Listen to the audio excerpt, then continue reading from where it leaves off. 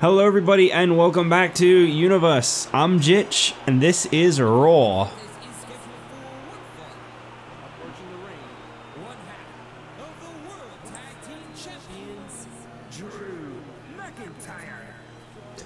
So we're kicking things off with one half of the tag team champions. Sorry, I was just reading a Patreon comment I got from Snays. He's a funny bastard, that boy. Funny guy. Anyway, so we've got a singles competition to start things off. Falls Count Anywhere match. Drew McIntyre, one half of the World Tag Team Champions, set to go one-on-one with R-Truth. But R-Truth, he has a secret weapon, he says. A superstar who, if he beats Drew McIntyre tonight, he feels should get a shot at Sheamus next week to solidify that they are the next tag team champions. Not officially recognized as a tag team until they've earned their shot. They're just kind of giving it an attempt at the moment. But that's all I've got to say about that until you see it for yourself.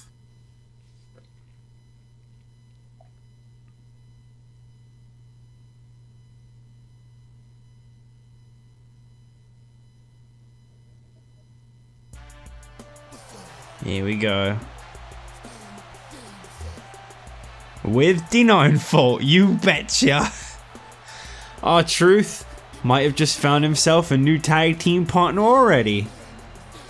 But first of all, we got to see how they actually do. R-Truth's got to beat Drew McIntyre, and then D9 fault would have to beat Sheamus. That's the only way that they're going to get a title shot. Bear in mind that R-Truth is, I think, like 2-5, I think, is his win-loss record. And McIntyre is currently, I think, 3-0, if you don't count the Royal Rumble match. Which I'm kind of not. I count it as a win for the guy that won it, so Christian gets a win in his win-loss column. But I feel like the other 29 participants shouldn't really get a loss added to their records for being eliminated from the Royal Rumble. Like, I know they did technically lose because they were thrown out, but I don't know, I just feel like it's different. But I bet you're all so happy to see your boy not only back in the universe, back in this series, but in the corner of R-Truth. The man who just beat John Morrison in a Falls Count Anywhere match last week. We're going with the whole R-Truth is the master of the Falls Count Anywhere match. Uh-oh. That spells trouble for R-Truth. So we got some Elimination Chamber qualifiers coming up later. I have officially given up on letting this game book things on this episode. So we are doing Elimination Chamber qualifiers. That's right. We're going to be finding out who the 6 people facing off for the WWE Championship will be. We're going to be having 2 one-on-one matches on this week's Raw, and then another 2 on next week's Raw, and then another 2 on the next week's Raw, and wait, I think I might have actually not thought that through very well. Yeah, but how could there be as many? Yeah, we're going to have 2 on this week's Raw, 2 on next week's Raw, and then 1 more on the Raw afterwards. We'll kind of just look forward to the Elimination Chamber match from there. We'll have to try and squeeze 2 matches that I've booked somewhere in the show every week for the next 3 weeks.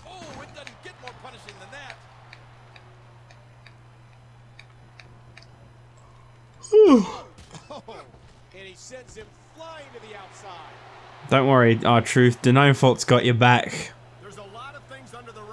I don't think that's a good idea. You don't really want to encourage Drew McIntyre with a weapon. Yeah, I wouldn't do that.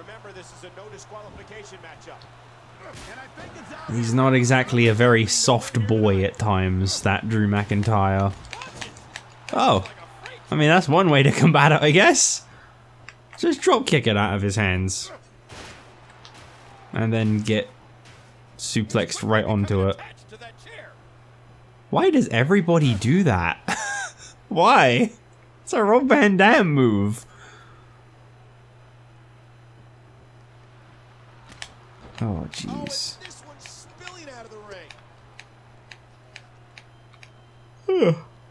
Camera's flipped around at some point. The announce table is on the left. That's really strange. I don't know when that's gonna happen, but it did. Yeah, I don't really like R-Truth's chances in this match, I'm not gonna lie.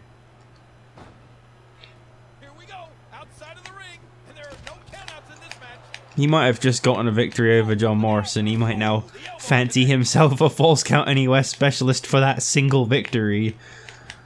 He might even have himself a tag partner and he might be feeling pretty good despite the fact that he didn't win the Royal Rumble match. But this is a whole other level of just, what are you doing to yourself? Who does this? Who says I'm going to be the one that ends Drew McIntyre's undefeated streak of admittedly not even a month, but the point is he's still undefeated.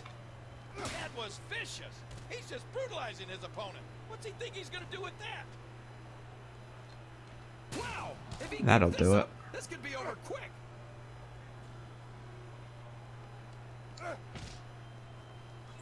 I tell you what, R-Truth, he just keeps getting back up. And Denial fault, he's not actually gotten involved. I really thought he would have put his hands on one half of the tag team champions by now. Oh, and he lands that McIntyre. Oh, I was almost on the steps.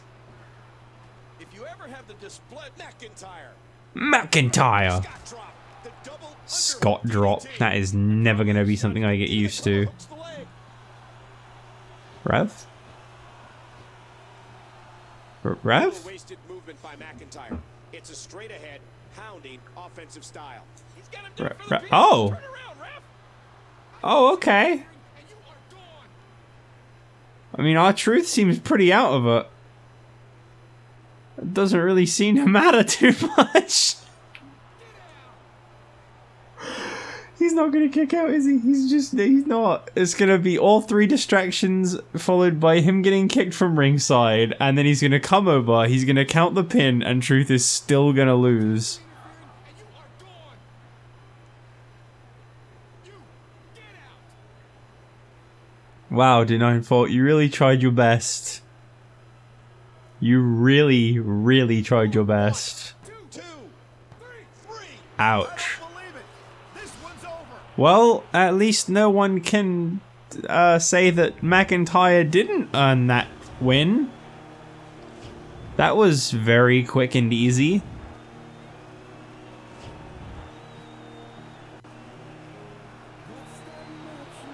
Here is your winner, Drew McIntyre. Well, his partner Sheamus wasn't successful in capturing the US title last night, but McIntyre remains undefeated on Raw as one half of the Celtic Cross and the Tag Team Champions. Well, it's time for the first Elimination Chamber qualifier to find who will be challenging Triple H for the WWE title at Elimination Chamber.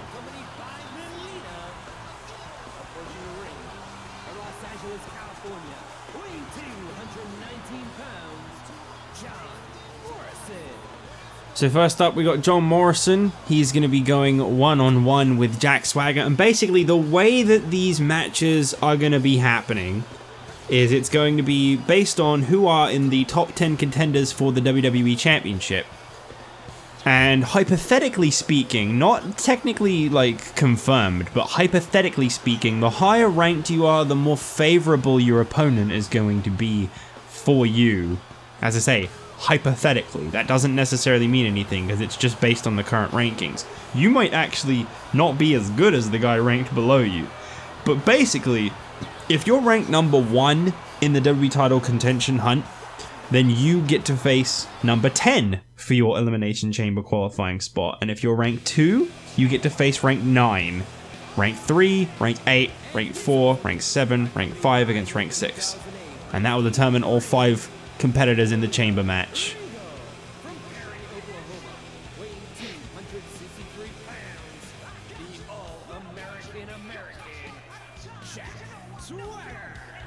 So there you have it. That is basically what we are going through. We're going through with, I should say, in this one. So for Jack Swagger, he is the #1 ranked contender for the WWE title right now, rightfully so, I would say. And John Morrison has just about found his way onto the top 10 as the rank number 10, which puts him in this match against Jack Swagger. Now, the people in the top 10 are subject to change. Obviously, ranks change as the weeks go on. No one's going to just stay perfectly still in their positions heading into the qualifiers, which means that right now, Shawn Michaels is rank 2, and who's rank 8? I can't remember. MVP is rank 9, I believe. So that would mean that Shawn Michaels is going to face off against MVP. But before those two wind up facing off, we could actually see MVP drop out of the top 10. We could see Shawn Michaels drop to like rank 4 or something. And that means that whoever surpassed him and became the new rank 2 would fight that one. And the same goes for MVP. Whoever replaced him would then compete in that one. My only thing that I'm going to throw in as like a bonus note is no one who's already holding a championship will be competing in this. So Kane is rank 5. He will not be competing in the qualifiers because he is already holding the United States Championship. So he will not be in this. And there will be no double entries. So if Swagger was to lose this match, fall out from #1 and drop to #2, he wouldn't then also get a match as #2. What's happening here? Oh! William Regal and Melina are having a bit of an argument at ringside, and that seems to have gotten them both kicked. This is now a straight up one-on-one between Morrison and Swagger for this Chamber qualifier.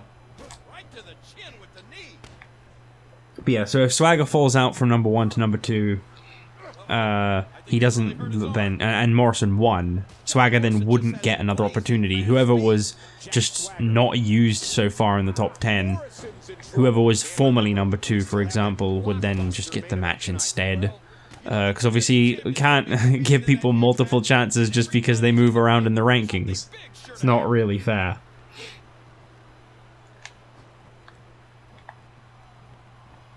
So it's going to have to be 10 different people, basically. And yes, Kane is not eligible, as is Christian. Christian is not eligible either because he won the Royal Rumble, so he really shouldn't be competing. And he's the 6th ranked, I believe. So it would have been Kane and Christian against each other, and neither of those two will be competing against each other. That one will just be kind of a wild card, to use a Vince McMahon-ism.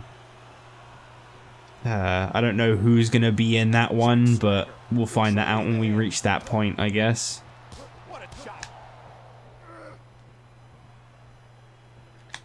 Right now it's all about Jack Swagger and getting another opportunity against Triple H, this time inside of the Elimination Chamber. And those stairs just will not be left intact today.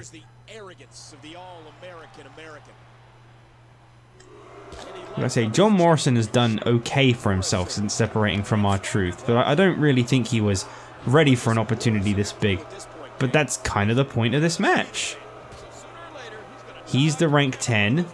He's the guy that's got to really prove himself because he's just barely qualified to even be in a Chamber qualifier.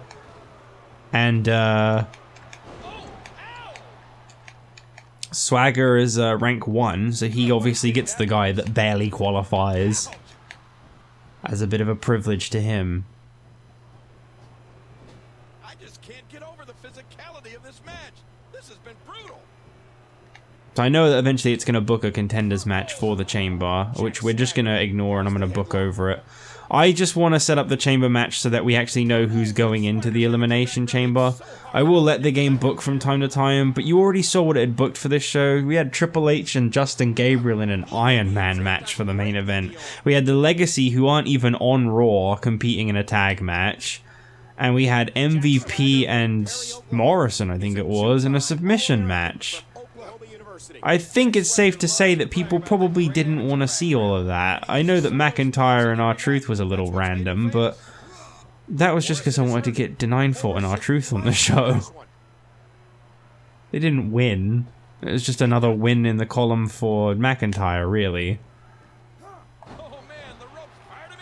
There's only one suplex machine in this universe that matters. If you're just tuning in, One master of the German suplex. WWE Hall of Famer Jerry the King Lawler welcoming you to this amazing sold-out event. Son of a bitch. John Morrison pulling off moves only he can do.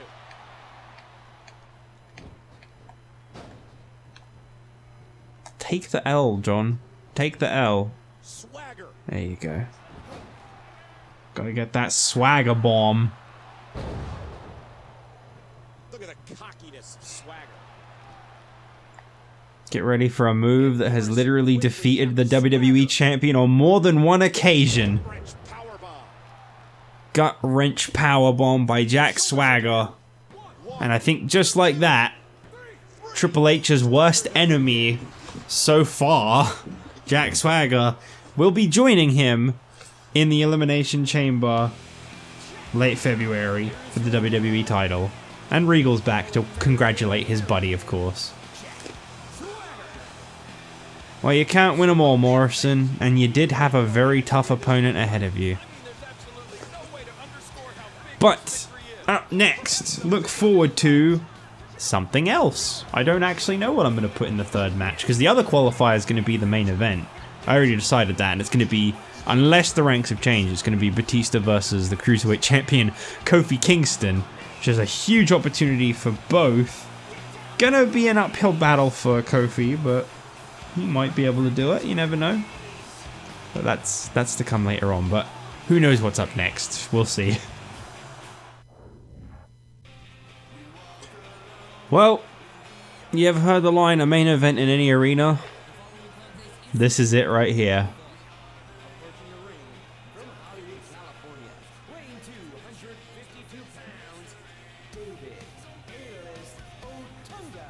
David Otunga is one of the top rated guys for the US Championship. Some people think that he's bought his way to the top. Others think that he maybe does actually deserve to be a top contender for the United States Championship.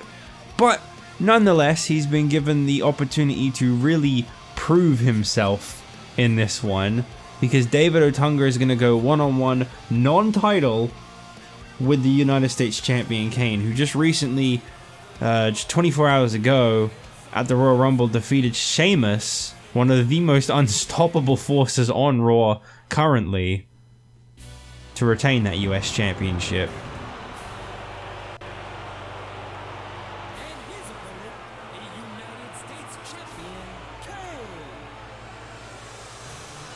I like the Nexus. I think they got a lot of potential, but I feel like this isn't it. This isn't the way to go about it. This isn't how you get yourself on the map, so to speak. You don't go for people like Kane first.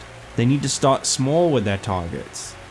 I think they were on to something when they were kind of screwing with Zack Ryder a while back. I think that was the thing they were doing. Kane. I don't know about that one. Also, the ranks have not changed, so it looks like it will still be Batista versus Kofi Kingston in the next Elimination Chamber qualifier.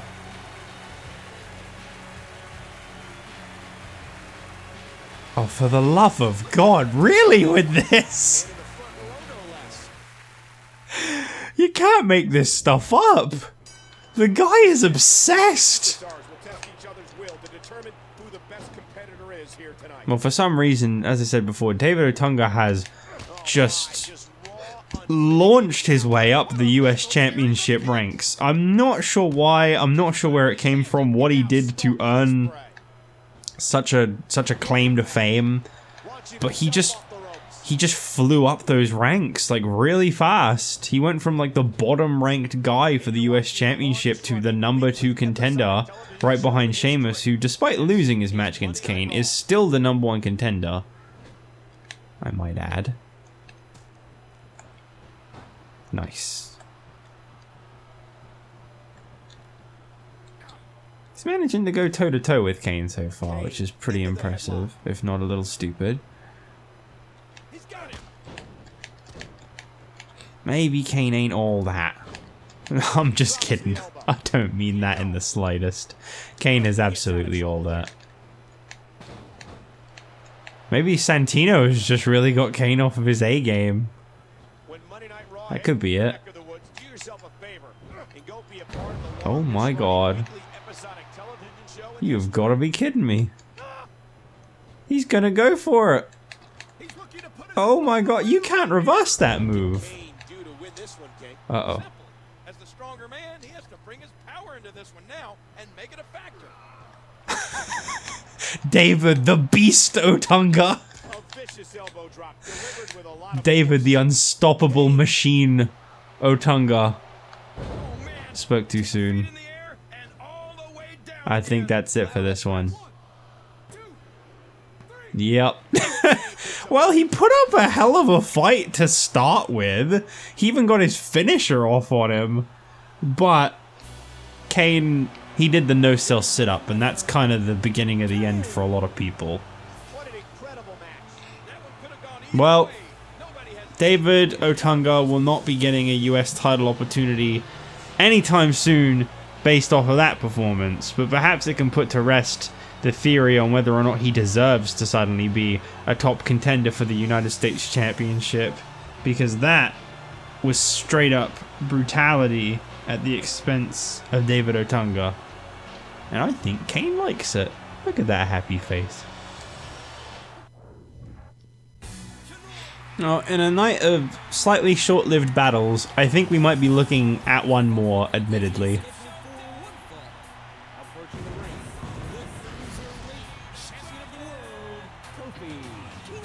I know that I said no champions will be entered in this, and Kofi Kingston is literally entered in this, but I feel like the tertiary titles are a little different. I feel like if you're the ECW champion, the Cruiserweight champion, or the $1 Million champion, for example, because we will have qualifiers on SmackDown too, I feel like those ones are a little different to like the US Championship.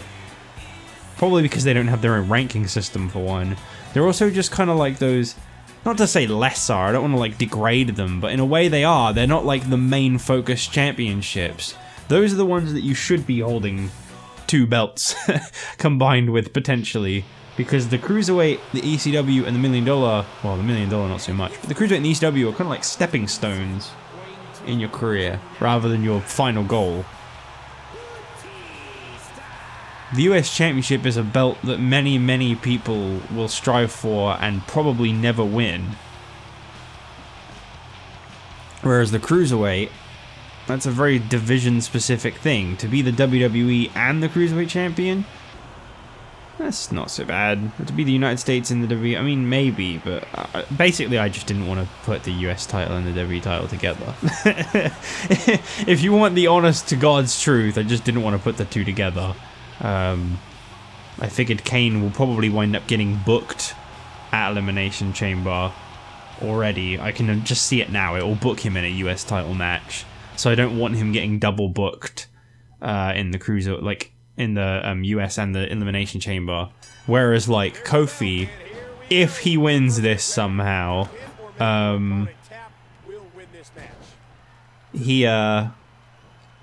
he doesn't have to defend. That's not, the Cruiserweight title is not one it's going to make defended at Elimination Chamber. That one can be defended whenever.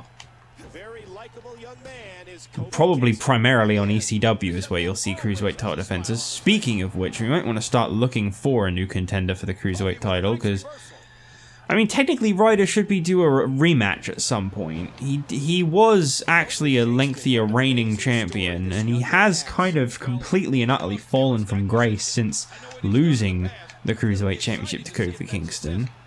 Kofi Kingston hasn't exactly stolen his spotlight, admittedly, but he just hasn't quite been himself, Mr. Ryder.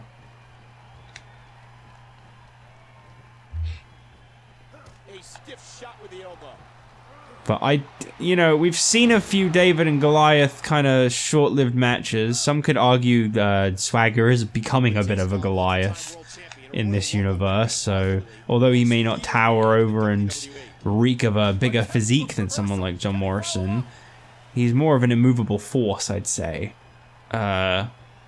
We just had a David and Goliath match literally in the last one, as David Otunga faced off against an absolute Goliath in Kane. And now Batista's going up against Kofi Kingston. And Batista is a guy who has actually handed Kane one of his, if not his only, match that he's lost. So I would definitely have to give this one to Batista at a first glance, but Kofi is quite a technically sound and very gifted athlete, so you can always try to find his reversals into the victory. That made sense in my head. He can always try to reverse his way into a win is what I was trying to say. But I'll tell you that right now it is definitely not looking good for Mr. Kingston.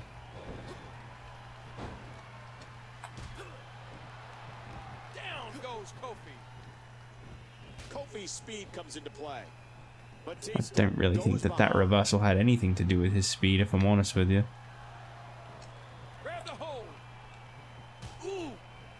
You can expect probably mostly powerhouses to be a favorable part of the Elimination Chamber, actually. Look at Kofi getting all fired up. I suppose Batista would want a little time to cool down. When you face Kingston, you hope to ground him and to regulate that controlled frenzy. Well, you can hope to do that all you want. But I Meant to throw him into the ring post there, but you know, slightly grabbing onto the side of the ring and pulling himself into the ring is actually a very Kofi Kingston thing to do.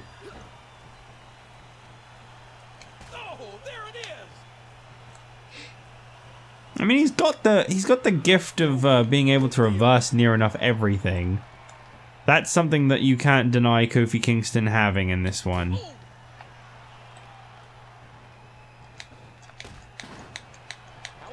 He's managed to counter a lot. Like a lot. Oh, wow. What does Kofi need to do here, Kane? What he needs to do is pick up the pace and just use his speed. But he's also getting his ass kicked quite a bit. Ooh, that did it. Batista showing the WWE Universe his rage and emotion. Bam! His rage and emotion as he orders Kofi Kingston to stand up. Rage and emotion. As he misses, kicking him in the midsection. Rage and emotion. Oh, that is not a nice move. Well, I think we're looking at another short-lived match. Kofi, yeah, I was going to say, he might counter it. He won't counter a second attempt at it, though. When Batista says he's done, he's done. I think that this has been another short-lived match on Raw, but they happen sometimes, usually not so quick in succession. But just like that, we now know half the playing field for the Elimination Chamber match. It will be Jack Swagger, Triple H, and Batista for the WWE title, with 3 more qualifiers to come. Currently looking at those matches being Shawn Michaels versus MVP, Sheamus versus Evan Bourne, and one match that's up for grabs. I'm thinking Wade Barrett versus someone else that's quite big on Raw. I'm sure there's someone. Perhaps you can leave your votes in the comments for who gets Christian and Kane's match, assuming the rankings don't change at all. Let's actually find out about that, because that will tell us who's competing next week. Because obviously ECW doesn't really use the top 10 ranked people, so they should stay in their same spots next week, until next week.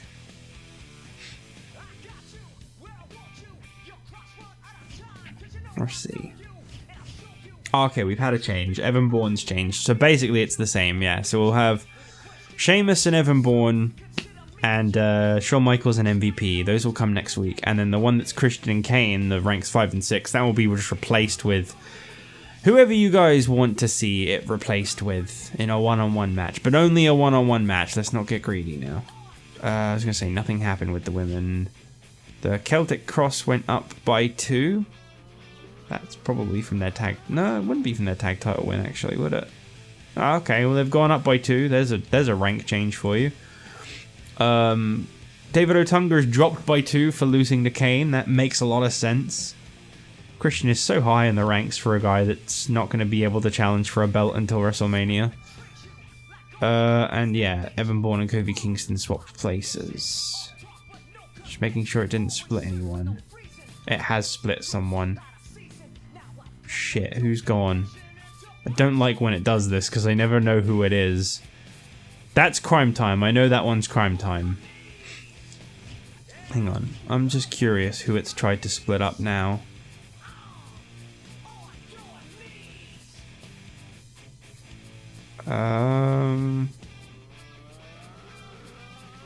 Not really seeing any.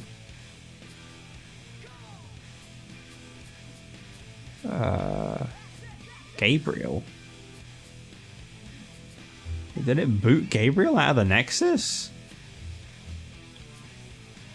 No. How dare you?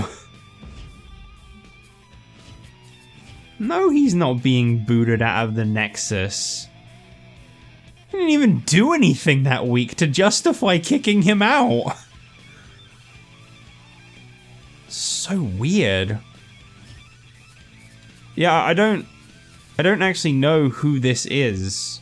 It's one of the ones that like were put together in the series. Oh, I think I know who it was. Hang on a second. Let's go through the roster one more time. I mean, this way you can at least pick who you want to see face off next week on Raw. Assuming I don't see anyone else. I think it was RVD and Tatsu. Why it split them up, I don't know. Other than the fact they haven't done anything lately. I'll put them back together.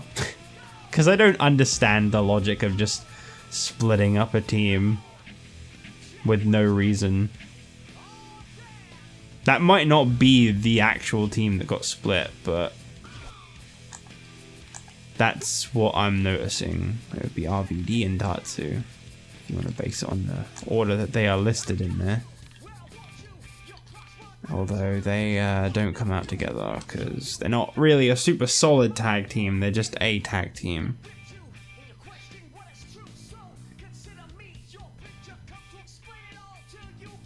Quickly double check. Yeah, like they're still together. MVP and Mark Henry are still together. I don't know. I mean, it might have been someone else, but nothing's really springing to mind. So I'm going to assume that that was what it was. McIntyre and R-Truth are enemies. Swagger and Regal are now allies, even though they were before. And Otunga and Kane are now enemies. Okay. Wait a minute. I think I know who it split. Maybe I'm wrong. It would be the second time it split them if I'm right. Nope, the L2 Lions are still there. Okay. Jimmy Snuka versus Luke Gallows. That's a big fat fucking no. Melina versus Natalia. No. 6-man tag team. Jake Roberts, D9 Fault, Stone Cold. The Nexus. What the fuck? You're not even trying anymore.